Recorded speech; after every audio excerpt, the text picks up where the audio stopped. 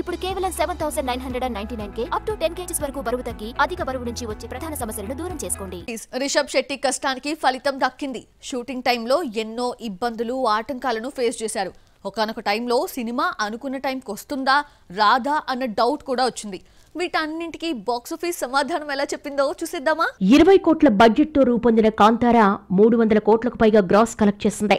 కన్నడ, తెలుగు, హిందీ అన్న తేడా లేకుండా అందరికీ నచ్చేయడంతో కాంతారా చాప్టర్ 1 పై భారీ అంచనాలున్నాయి.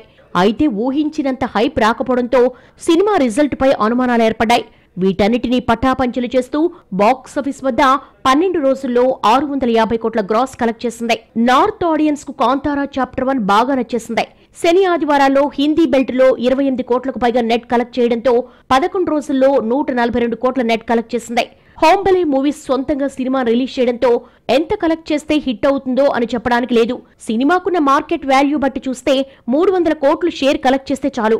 ఇప్పటికే 300 కోట్ల షేర్ రావడంతో లాభాలు ఆల్రెడీ మొదలయ్యాయి. తెలుగులో 58 కోట్ల షేర్ కలెక్ట్ చేయడంతో తెలుగు డబ్బింగ్ మూవీస్ లో KGF తర్వాత ఎక్కువ కలెక్ట్ చేసిన సినిమాగా నిలిచింది. కాంతారా చాప్టర్ 1 సక్సెస్ ఆనందంలో సోషల్ మీడియా వేదికగా పడిన కష్టాన్ని గుర్తు చేసుకున్నాడు రిషబ్. క్లైమాక్స్ బాగుందంటూ ప్రశంసలు రావడంతో షూట్ లో ఎంత కష్టపడిందో తెలుపుతూ రిషబ్ కొన్ని ఫోటోలు షేర్ చేశాడు.